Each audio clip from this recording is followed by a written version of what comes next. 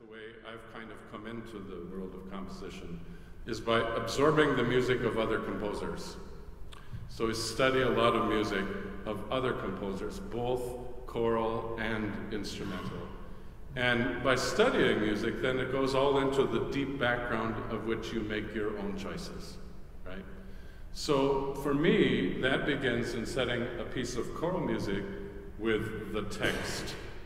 The text is all important for me in writing a piece of choral music. If I can't get into what I've called sometimes get into the stream or get into the water, it's like, you know, if the text is right and you start resonating to that text, well then it's like you're going downstream with it.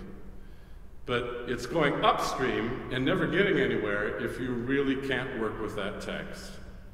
And that is why in my lifetime there was only one time in the past 30 years where I wrote a piece of music to a prescribed text that they wanted me to write for an anniversary of the church out west.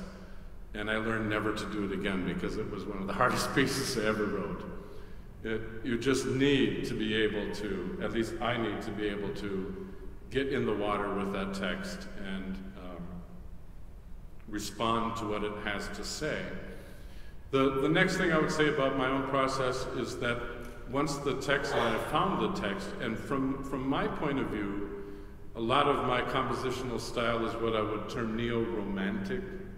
Definite 20th century and 21st century characteristics to it, often harmonically, but especially with regard to the expressive direction, or what some composers have called the expressivity direction. My music tends towards neo or new romanticism. So that idea of the rising and the fall of the line, the kind of increase of tension matched by the resolution, this, you know, all of these things, the way the elements of music, harmony, melody, rhythm, form, tone, color, the way all of these things work together. My own language tends to be towards that.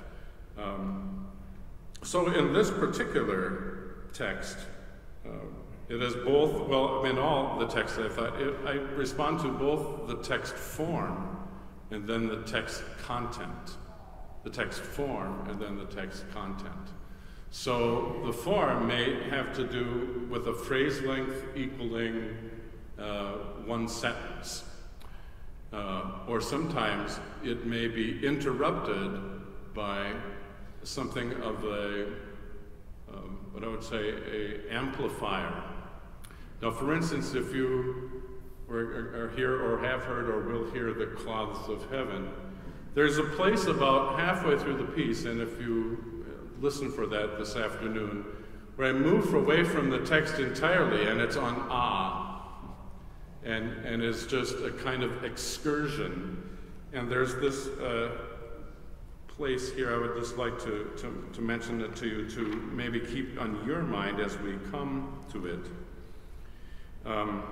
Enwrought with silver light, enwrought with golden and silver light, the blue and the dim and the dark cloths. So I'm just going to read that again to you. Enwrought with silver light, I have spread my dreams under your feet. I think I forgot that line. It was in the men. Enwrought with golden and silver light, the blue and the dim and the dark cloths. Well, if you listen to the text content right there, it is very ephemeral and very nocturnal, kind of dusky and nocturnal text. I find it's the kind of text I respond to immediately as a composer. Silver light. It's just not any light. It's silver light, enwrought with golden and silver light. It's almost palpable. You can almost feel like you can touch those words. The blue and the dim. The blue and the dim. What a wonderful description of post-sunset hours, and the dark cloths. So it is right at this point that in the soprano and then in the alto and following in the tenor and the bass, there is really a whole page and a half of nothing but the word ah. And the reason I interposed that at this point is that is just where I felt, as I was writing the piece, this needs to be amplified. This is a dramatic moment here. It's a moment where there's heightened emotion. And so you will hear this as you hear to the piece, that it begins in one voice and then expands through all of them to quite a firm dynamic, and then comes back down again. You will hear this rise and fall, the rise and the shape of the line. And I can tell you the choir does it beautifully. So listen for that moment. I'd like to talk about just the moment that happens after that, because what has been a rather busy accompaniment and the pieces with piano and often quite arpeggiated, a rather dense piano texture that supports and augments kind of the subdermal emotions of the piece. But then comes to this text, "But I, being poor, have only my dreams." It was a wonderful line to set. I really enjoyed, "But I am poor, but I, being poor, have only my dreams." And for just those couple of bars, it dropped out the piano, as if to put a magnifying lens on that text. I mean, virtually all the time, the piano has been been part of the texture of this piece. But then the poet, Yeats, who just says so, I think just enigmatically, very astute moment where time seems to stand still. "But I, being poor, have only my dreams. Tread softly, because you tread on my dreams." And that's how the piece ends, and that's how the text ends. And when you look at those words, it is full of that coloristic, very, again, dusky and nocturnal words, words that are pregnant with meaning. And it was especially meaningful for me when I wrote the end of the piece, because I think the end of the piece really does capture the idea of tread softly. Tread softly, you can almost feel the onomatopoetic presence of the word softly. "Because you tread on my dreams." And then you hear the piano very gently just kind of tail off into a kind of major-minor coloristic chord at the end of the piece. So those are some of the aspects of this piece that I'd like you to listen for. The other couple of things about this piece specifically, and then I'm going to ask you whatever you'd like to ask. Since I've gone about 25 minutes already, we should have a few minutes if you'd like to do that. Is that in this piece, you're going to hear a lot of contrasts of textures between men's and women's voices. And again, as a common technique that I will use compositionally is to feature the women's color, often individually, and the men's color individually. Now, I'll get in trouble for that, as Greg will tell you, because that will often mean that what I've done is write in what's called GEWC texture. If you're not familiar with that term, GEWC, or divided, so in the women, for instance, rather than soprano and alto, it may be soprano 1, soprano 2, and alto, or up to, I don't know if I did 4 parts ever in the women or not. Yes, I did. Sometimes a divided alto and a divided soprano part. Now, that can present some challenges to choirs also, because you're dividing the number of singers. But often finding myself doing that as a composer because I like the richness of the harmonic color and the choral color afforded by doing that. Especially when you have, a beautiful women's sonority, and I'm betraying my age here, but I often talk to my college women about, I need good Lennon Sisters sound here, ladies. And then I will, see, I love to say this now because you know what I'm talking about. Well, I will say to my men, I need your best Mitch Miller sound here, guys. And, you know, I will do that. I've learned to not use those in the high school choral festivals anymore. They're like, huh? Who? What? Okay, I can tell them I need your best Josh Groban tone. Oh, okay.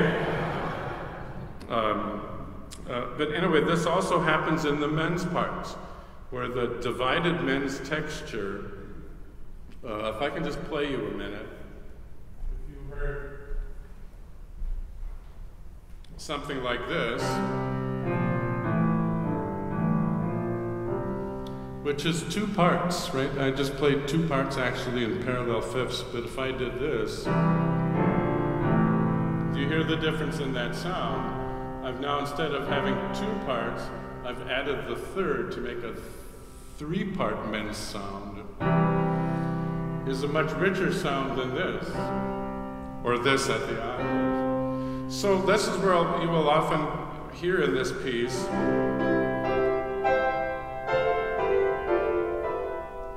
in a three-part women, different than